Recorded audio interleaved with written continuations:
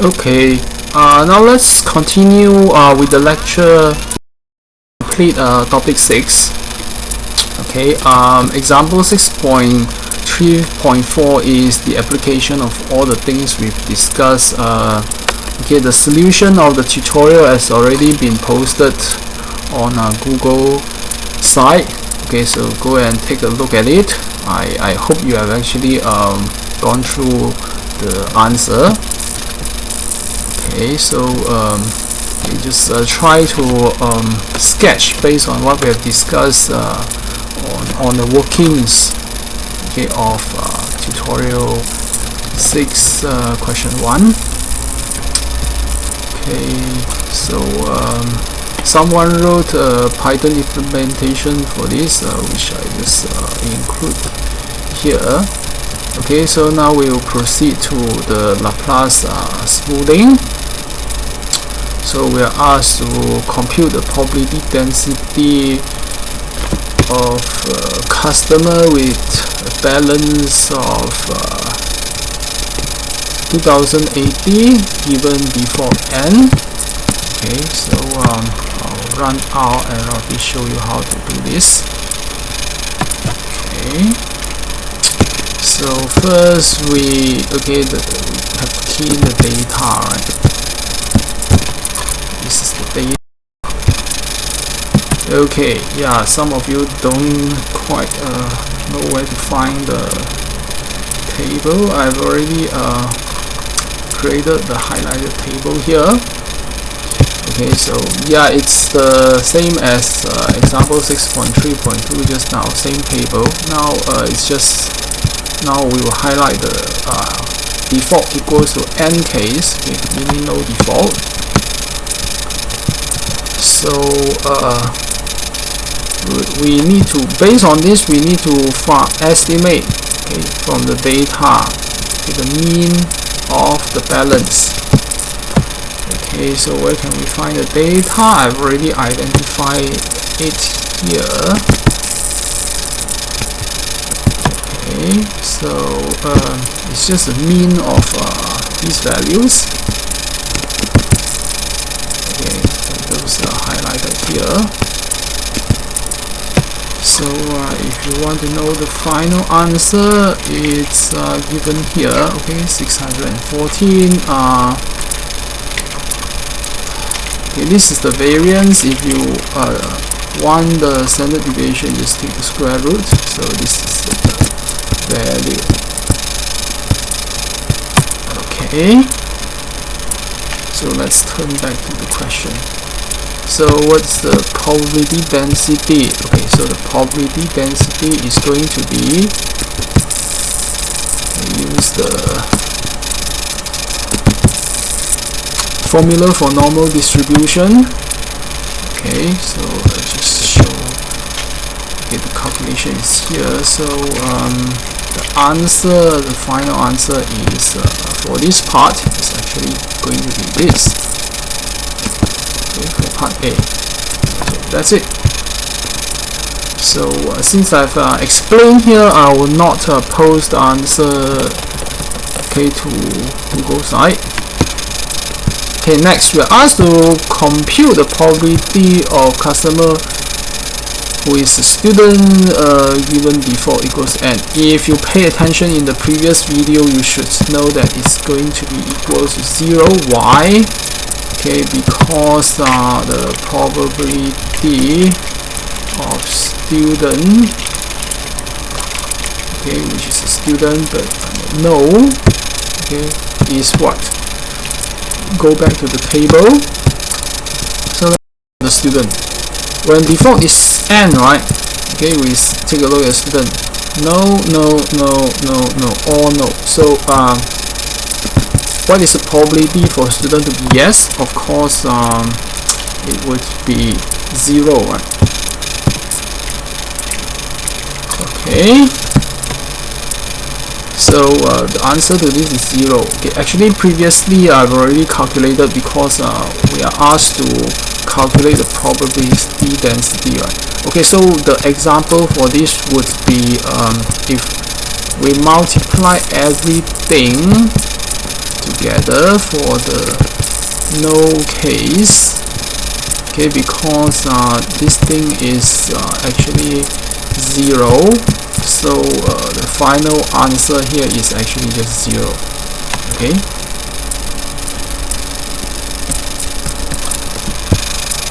So probability of non-default for a student customer with this balance, okay, which does not have any default. Okay, it's actually 0. Okay, so in general, whenever there is a 0 probability, naive Bayes will warn us, okay, because we shouldn't make the probability 0. Okay, so somehow we have to adjust it by adding something called either these days either additive smoothing or a special case of it, Laplace smoothing, okay, in the calculation. So that's why we are asked to redo everything okay, previously using Laplace smoothing. Okay, so let us look at how to carry out our calculation using Laplace smoothing. The table is still going to be the same, so we don't care about it. So I would just want to run it, okay, using the naive Bayes and set Laplace equals 1. Okay, I think it's better for me to put it over here. Okay, so I just turn it here. Okay, key in the data, and then run it with Laplace smoothing. Okay, why am I doing that? Because I want you to see the model. Okay, you can see the model, right? Okay, Laplace is set 1. So it says Laplace smoothing is 1. Okay, the prior probability is before n and y is not changed. Okay, just look at the table, right? So we have 50% and 50% y. So we didn't change the data. So prior probability is the same. Okay, and this thing will not be affected. Okay, because there's no 0 probability, right? Okay, so this thing is going to be the same. Okay, and what is going to change is this part. Remember, we are actually looking at the special case, right? Student yes. Okay, so student yes. So how do we actually perform the calculation? Here we go. So this. So instead of doing the calculation just now, 0 divided by 5, okay, we'll be using 0 plus 1 over 5 plus 1 times 2. Okay, 1 is the smoothing. 2, what is 2? 2 is, let's look at the table again. For student, right? Okay, we actually have 2 classes in this category. Categorical data, yes and no. So because of this, so the value is actually going to be 2. If we have 3, okay, let's say student with primary school student, secondary school student, university student. Okay, then maybe that's the we have a 3. Okay, so based on that, we can calculate this. Okay, so let's try and see. Okay, so I'll just key in for the balance. Just now we have already calculated it. Just show it. So straight away put it in the formula to perform the calculation. Okay, so this let me show you the values here, and then we want to compare to the values here. Do you see that when the output is no, okay, this is indeed the case. So this is how the software estimate the values. Okay, and I mentioned before, right? Okay, that in order to calculate the rest, we also need to check the case when there is a yes. Okay, so it's not just calculating those answers there. So I also need to check set the y equal, the default equals to yes. Okay, so after calculating all those things, then I can actually try to compare the answer with the computer output. Okay, these are the formulas I calculated just now. Oh, I haven't put in the post and formula. Okay, that's why I have an error here. Oh, prior end is also not set. Okay, so I have to run everything. Okay, so are we seeing the values matching the values here? Okay, we are seeing something like this, balance. Okay, basically matching the values. Student also basically matching the case when it's a yes. Okay, and the posterior probability is just multiplying all of them together, right, as we've seen just now. So finally, okay, the probability is calculated this way. And just want to show the difference. Okay, so yeah, here we want to just finally perform the estimate of the probability, right? Obviously you can see that the probability of yes is much higher. Okay, so I want to show the comparison between this over on the left hand side is example 6.3.2. okay, and on the right hand side is 6.4.2. okay, so the main difference is one is without Laplace smoothing, one is with Laplace smoothing.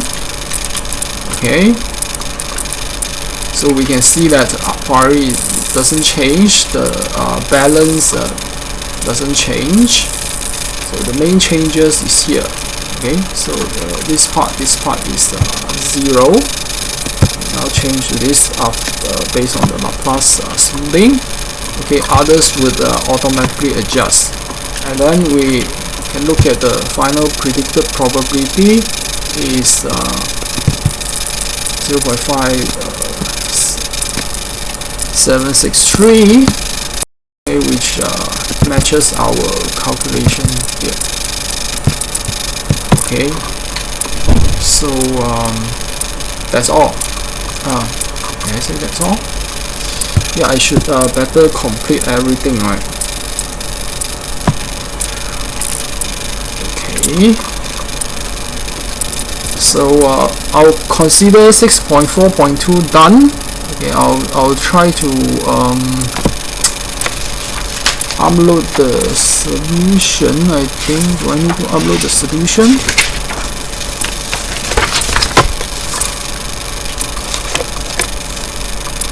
Okay, I think just upload a simple solution. Okay, for you. So basically we consider more or less that's all for the naive Bayes. Okay, but it's important for you to actually look at the formula, okay, to try to see a little bit of link to the logistic regression, okay, as illustrated here. Okay, why is it important? Because logistic regression belongs to a group of predictive models called discriminative classifiers, while the naive Bayes belongs to something called generative classifier, okay, or generative models, okay, based on a so-called generative approach. Okay, I think later on I will mention more about it. Okay, so that's why it's important to compare the two things to see which one is more efficient and more powerful.